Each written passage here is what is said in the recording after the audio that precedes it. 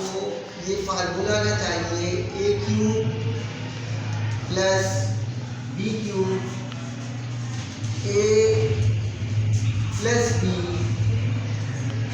A square minus A B plus B square.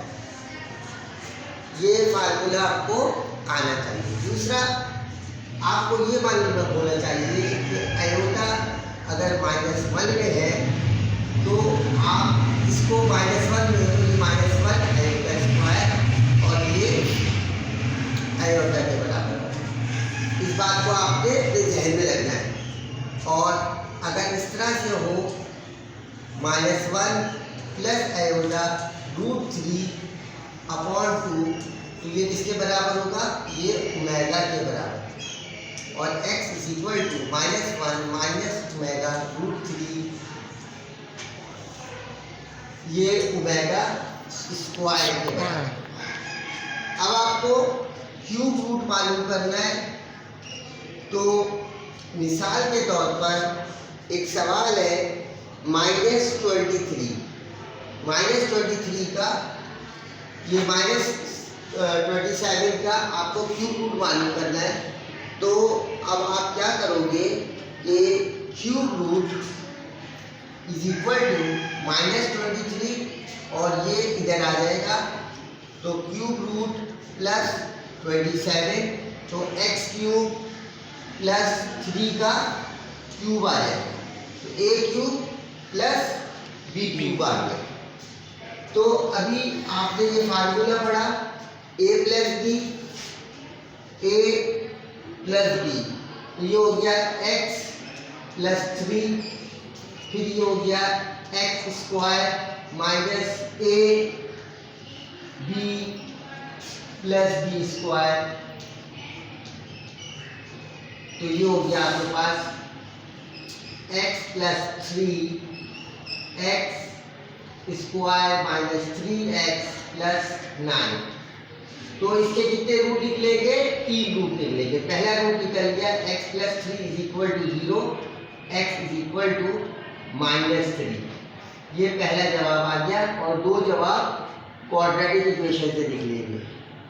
Linear का एक जवाब हो गया। अब इसमें फिर तो ये हो गया ax square plus bx plus c, तो a की वैल्यू 1, b की वैल्यू -3 और c की वैल्यू 9। अब इसमें आप क्वाड्रेटिक इक्वेशन लगा देंगे, x is equal to -b plus minus under root b square minus 4ac upon 2a। तो -b -3 प्लस -3 का होल स्क्वायर माइनस 4, a की वैल्यू 1, c की वैल्यू 9 और ये रूट में आ गया और ये हो गया upon 2a। x is equal to ये minus plus 3 plus 1 9 minus 4 times 36 और अपॉन 2। यहाँ तक क्लियर हो गया आपका सवाल। अब आपके पास आ गया x is equal to 3 plus minus और ये आपके पास आ गया 2, 36 और आपके पास आ गया 9। तो ये माइनस हो गया, आपके पास ये आ गया 7 और ये आ गया 2, 27। तो ये आ गया -27 और 27 का आप रूट लोगे 3 9 का, 3 3 का और 3 1 का, 3 रूट 3। आप 27 को 3 रूट 3 में लिख सकते हो। तो x is equal two plus minus और ये हो गया -1 मल्टीप्लाई बाय 27 अपॉन 2 और x is equal to 3 plus minus iota square 27 upon 2 और ये आयोटा आ गया x is equal to 3 plus minus iota 3√3 upon 2। एक दफ़ा प्लस करके लिख लेंगे, एक दफ़ा माइनस करके लिख लेंगे। 3 प्लस आयोटा 3√3/2 और एक दफ़ा माइनस करके लिख लेंगे x equal to -3 minus iota √3/2। देखिए यहाँ ये जो शक्ल आ रही है वो माइनस आ रहा है और यहाँ प्लस आ रहा है।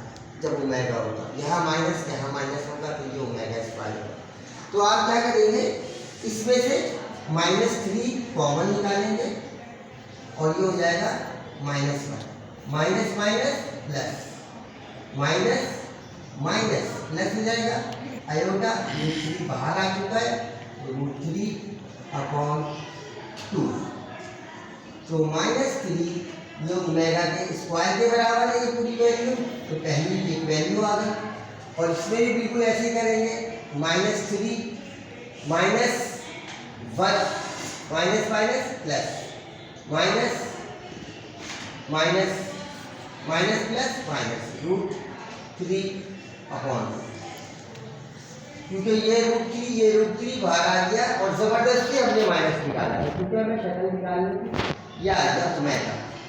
तो आंसर आ गया हमारे पास, पहला आंसर आया था -3, ये आ गया -3, फिर आ गया -3 का ओमेगा और -3 का ओमेगा स्क्वायर। ये आपके पास सॉल्यूशन सेट आ गया, जवाब आ गया। तो ये 10th क्लास का सवाल आपका कंप्लीट हो गया। Thank you for watching.